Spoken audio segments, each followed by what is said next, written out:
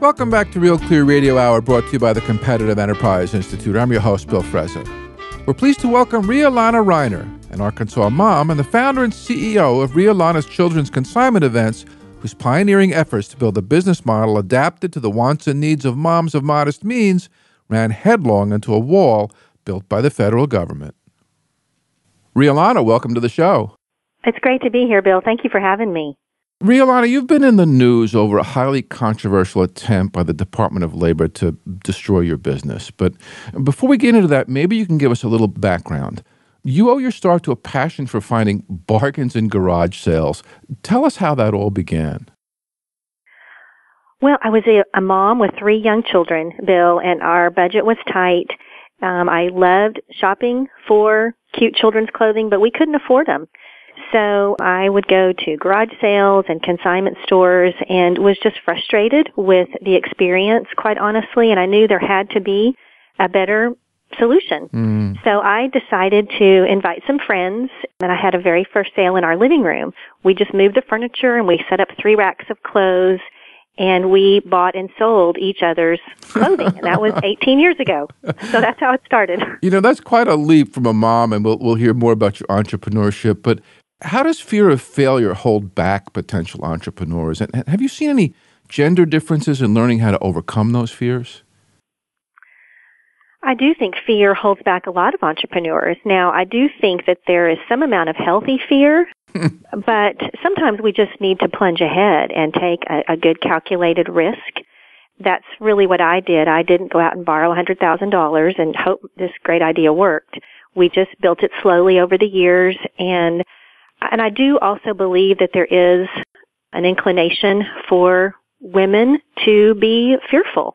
I think it really starts on the playground. There's been books written and studies done that the way our culture is, it's just gals have a little more struggle at being brave and pushing forward and taking risks. So I do think it's a role that I really embrace is mentoring young women in business and women of all ages, really. But women make great business owners, and so it's important. As a former venture capitalist, I'm delighted to see the progress bootstrap entrepreneurs like yourself are making.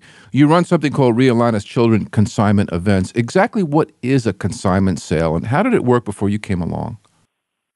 Well, consignment sales have been around for years, maybe 30 years or so.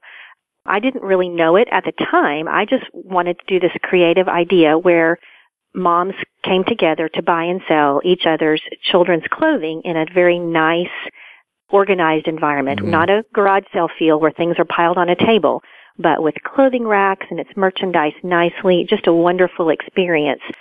It turns out I figured out later that these events have been around for a long time.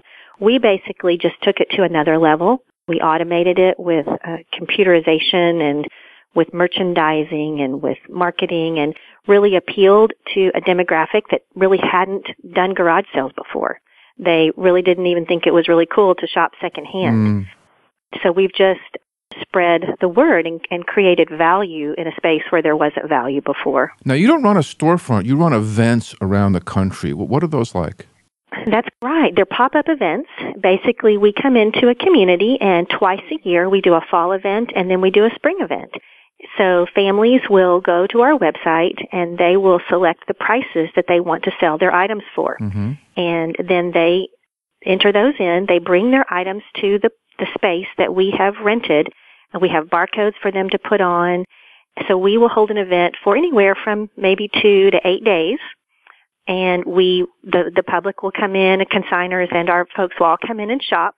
Then we close down. We organize it all back so the consignors can come back and pick up the things that don't sell. They also have the option to donate the unsold items.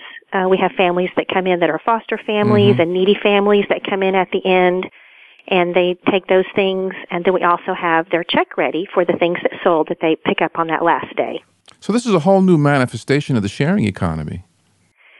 Exactly. Yes. It's families coming together. It is a sharing economy where families are coming together, again, to create value out of things that are just unused or that are sitting around their house. You know, children grow so quickly, so they outgrow their clothes. They have toys that they no longer need. And so it's just a great way for families to add to their income. How has your business grown over the years? Well, it's grown a lot.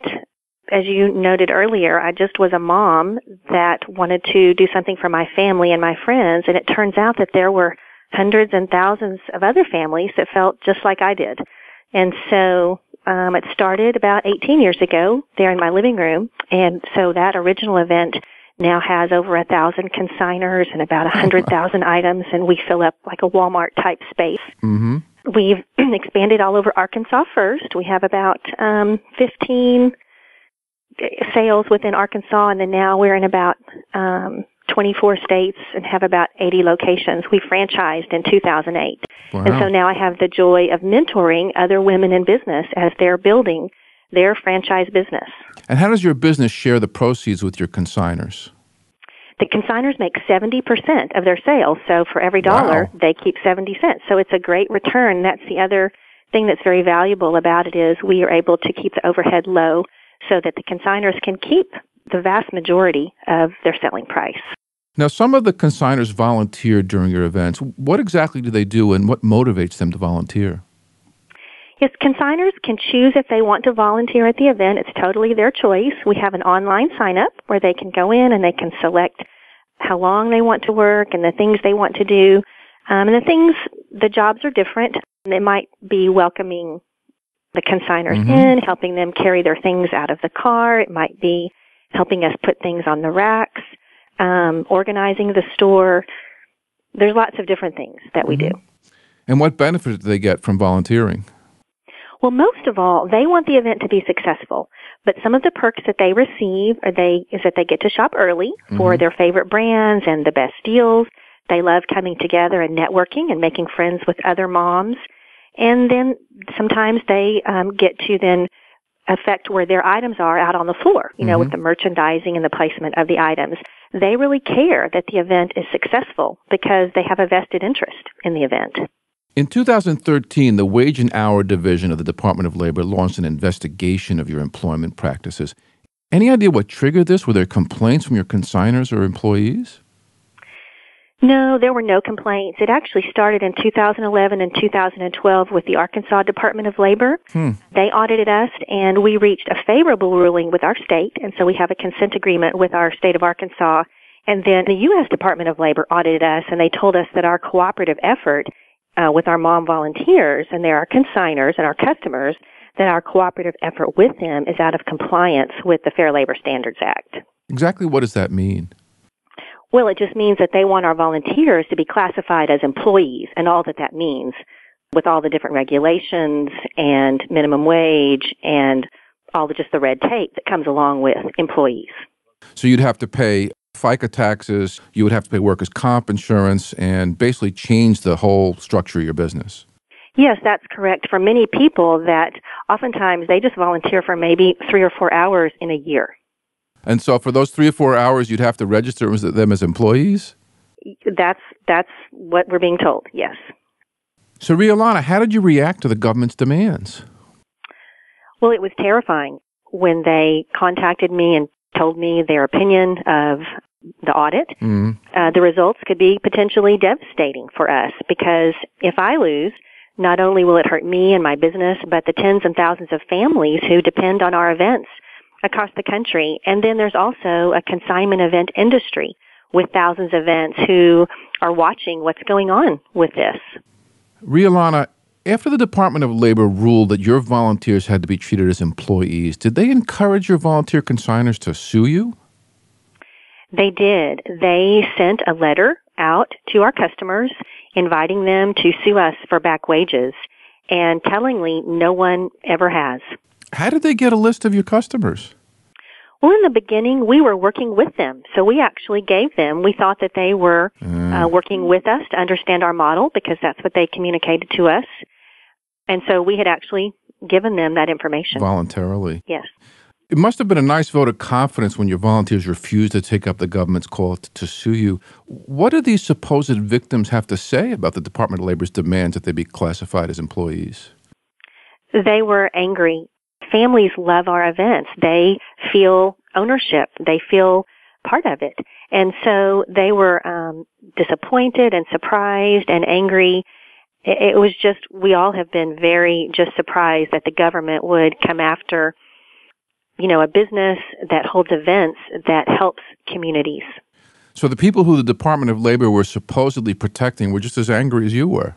Absolutely. Yes, absolutely. Did the government threaten your business with any other penalties besides a barrage of lawsuits that they failed to instigate? Yes, they also threatened daily fines for every volunteer that participated in an event. We would owe tremendous fines that would result in hundreds and thousands of dollars. Wow. What did you do next? At that point, we realized that we had to file a lawsuit to protect our company and to protect ourselves. So we were very grateful to Cause of Action, who came alongside us. They're a government accountability group, and they're partnering with us to file this lawsuit against the Department of Labor. What is the lawsuit asking for? Basically, that just to protect our model, just that we can continue doing business the way we've done business and to protect the consignment event industry. So what's the current status of the case? Right now, the government is trying to get the case thrown out of court, and so we were just in the District of Columbia Circuit Court of Appeals. And right now, once we get past that, which we are confident that we will, then we'll move on to the merits of the case. So while you're even waiting for your day in court, are all these potential fines piling up? Yes, potentially. But you're still running your business? We are. We believe in what we're doing. We believe in serving families. We believe that the law is on our side, and so it's worth fighting for, and so we're going to continue on doing business the way that we've always done business. We did make a few tweaks in our model with the Arkansas Department of Labor. We have this consent agreement, and that's how we are operating in compliance. But we believe that the law is on our side, and we're going to continue to serve families, and we do feel that moms have the right to use their time to their personal benefit. So although this has been very challenging, I also am very humbled and grateful to be a voice for not only moms but small business owners across the country, Bill. I've just realized that the government is overregulating small businesses, and they're overreaching. And as small business owners, we want to help our communities. We want to provide creative solutions and innovative ideas. And so it's worth fighting back when the government does overreach and overregulate. Given the ruinous fines that they're threatening, if the Department of Labor succeeds, not only does it mean the destruction of your business, but even personal bankruptcy. Have they tried to pressure you into a settlement? Not yet. Right now, we're just trying to get our day in court. And we really wanted to bring light to what, well, in the beginning, they did want us to just immediately comply. But because we didn't immediately comply, then we had to take it to the courts. And so right now, we're just trying to get our day in court. Is there a particular agent behind this, or is this something that's coming from a broad swath of the Labor Department? It started through the Arkansas Department of Labor, and then our understanding is that they turned us all over to the U.S. Department of Labor. So really, that's all we know. We don't really know more details of that. Our suit is against the U.S. Department of Labor. There must be some larger issues here. I mean, who's being hurt by the way you do business? Why do you think the government's coming after you? Have they said why? They have not. That's a question that we've had from the very beginning. So, Rhea Lana, what are the broader implications of this case on the sharing economy? Well, in today's 21st century sharing economy, there are other businesses like mine with a social business model where people are coming together to help each other. There's a wonderful business called Airbnb where people connect and rent out their homes. And so the government needs to be held accountable when they apply out-of-date regulations to many of today's business models. Do you get a sense that the hand of organized labor is behind all this? What we have heard is that there is a push for the increase of labor unions. I personally don't have an opinion about that, but we have heard that there is a push to more organized labor and labor unions, which is some of the push behind this. Are any retailers upset by your business? Is Walmart angry that you're selling merchandise? We haven't heard that.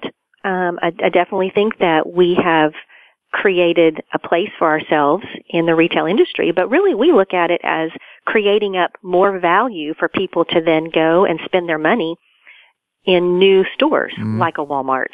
And so we just see our business as creating more opportunities for families to have more money to then go and spend. Have the folks at Cause of Action brought any allies to the campaign?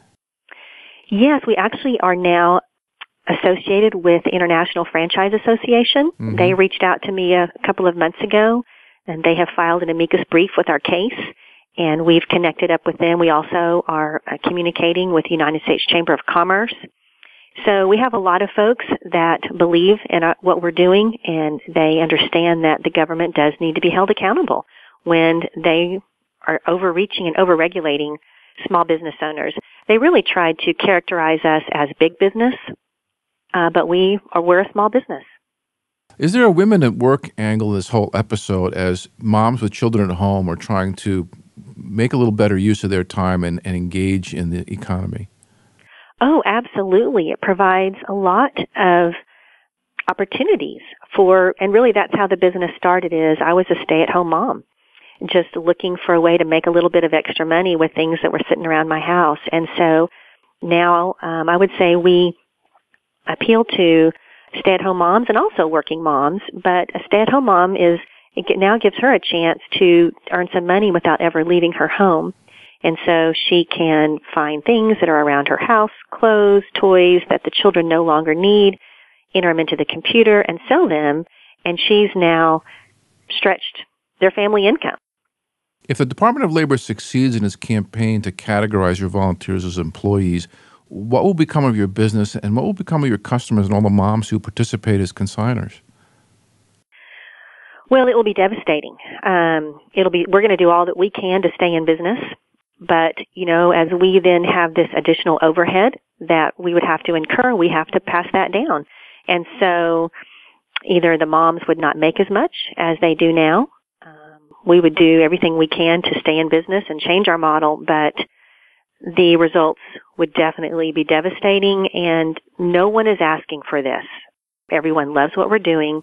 Families love these community events, and so it's just very discouraging that when the government does come in and do this unnecessary regulation, it just has this negative impact that filters down to just everyday Americans that are looking to improve their quality of life. Of the 70% of the proceeds that currently go to consignors, how much of that do you think would end up going to the government in things like FICA and unemployment insurance taxes? I haven't run those numbers yet, but a lot. And that's for, someone might volunteer for 3 or 4 or 5 hours in a year, and now we would have to consider them an employee and do all of that unnecessary red tape that goes into the employees. Rhea Lana, what message do you have for other entrepreneurs who might find themselves in the crosshairs of overzealous government regulators? As entrepreneurs, we have to be brave. We have to have courage to push back sometimes. I think sometimes the government will tell us that we're doing something wrong when actually we're not doing anything wrong. And so it's important to be brave, to push forward. As entrepreneurs, what we like to do is to innovate. We like to create value, and we like to improve the lives of our community. And so I would just say that as entrepreneurs, we can't quit. We have to keep innovating, and we have to continue creating. And then we have to be brave and push forward. That's what entrepreneurship is pushing past the challenges and persevering through to success. Rhea Lana, good luck in your struggle, and do please keep us informed. Thanks for being on the show. Thank you so much, Bill. That was Rhea Lana Riner, founder and CEO of Rhea Lana's Children's Consignment Events, here on Real Clear Radio Hour, brought to you by the Competitive Enterprise Institute. I'm your host, Bill Frezza. It's a shame to see our unelected government officials attempt to freeze our economy in amber, destroying entrepreneurs' hopes and dreams in an effort to turn the clock back to the 1950s when union bosses reigned supreme. If we ever hope to regain the kind of economic growth we once took for granted, it can only happen if we let the free choices of customers, employees, and employers discover new business models capable of satisfying our mutual needs. That's what the so-called sharing economy is all about. Our children are not going to enjoy a better life if we allow politicians to set us against each other, fighting to divide a shrinking pie. Real Clear Radio Hour is a partnership with Real Clear Politics, which the New York Times has called an invaluable tool for anyone interested in politics or public affairs. You can check out Real Clear Radio on Facebook or follow us on Twitter at Real Clear Fresa. That wraps up our show for this week. Please join us next week, same time, same station. See you then.